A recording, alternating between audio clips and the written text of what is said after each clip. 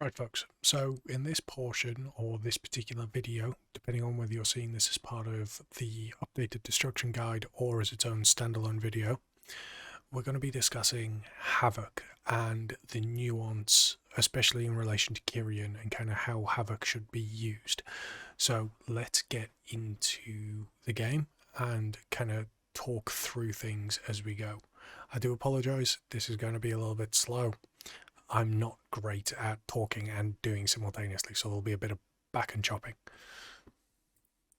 So, first things first, Havoc as a spell, you can macro it in a few ways. Now, it's recommended to macro it because then you don't need to worry about it. I personally use a mouse over version of the macro, so I can quickly apply Havoc to a target. So you can see that I've not got anything targeted.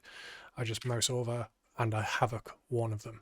This is a lot easier and prevents me from needing to swap off a target. Another variation of this could be you have at focus Havoc macro, especially if it's like a cleave boss fight where you know there's going to be two targets up and you can pre-focus something ahead of time. That's generally how I used to play multi-dotting as Affliction back in Legion, but I found that mouse overs are a little bit faster.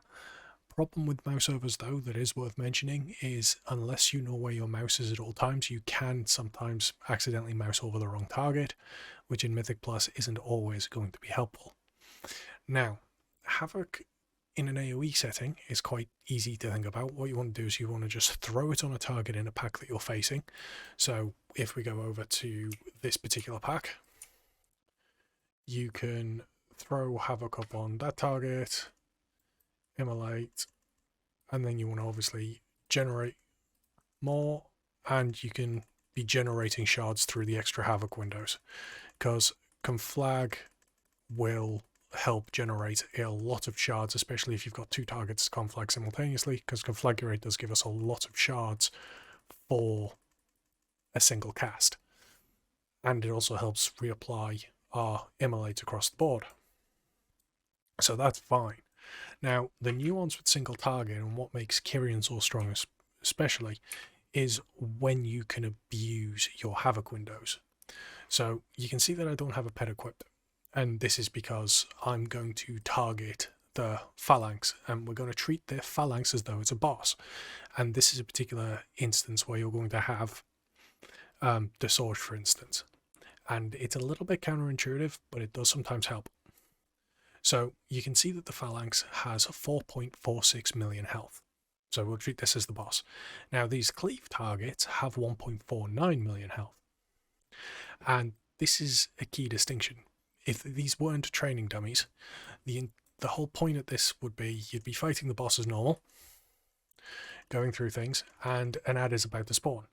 Now, you don't need your mouse over macros for this, but it does help in other settings. But what you can do is you can Havoc, swap to the new ad that spawned, and then immediately apply Scouring Tithe. Now you see Scouring Tides on both targets. You then just follow through.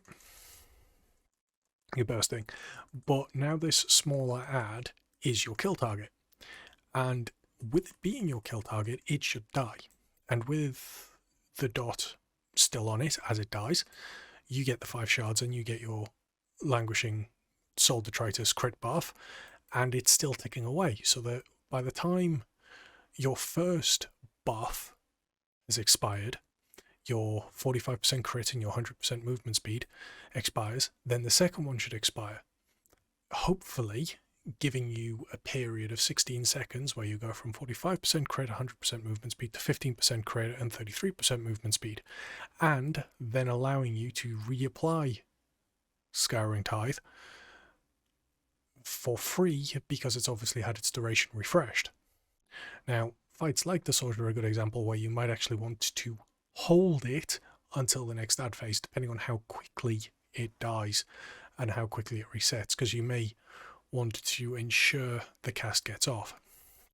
Obviously, that's an entire personal thing and down to how quickly you're progressing and killing things. But that is generally how you're going to want to use Havoc windows in order to maximize this. because you're aiming for that 16 seconds of crit and movement speed on a regular basis.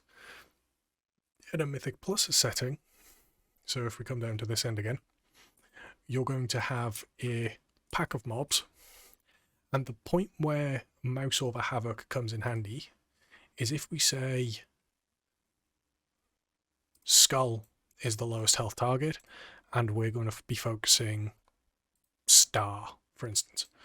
So we'll assume that everything's up and rolling. Star's our thing. We then notice really quickly that Skull is close to death. And by close to death, I mean, say, sub 30% health. Immediately Havoc it, and then it's into a Scouring Tithe. And at that point, Scouring Tithe will hopefully be one of the things that tick over, so Skull then dies, and we then get that crit while in an AoE setting. And the other benefit of it in a Mythic Plus setting is the fact that we do actually have Forge Like Mechanicos' Fuse Anima Accelerator, which further reduces the cooldown of Scouring Tithe from the 40-second cooldown it is to a 25-second cooldown. Sorry, not 20-second. But you get the point. So it can spiral and you get a lot of crit. Again, you're aiming for these 16 seconds of just free crit. Hopefully this particular portion has helped with the Havoc. I appreciate I'm not exactly the fastest at demonstrating, but still, hopefully it's helped.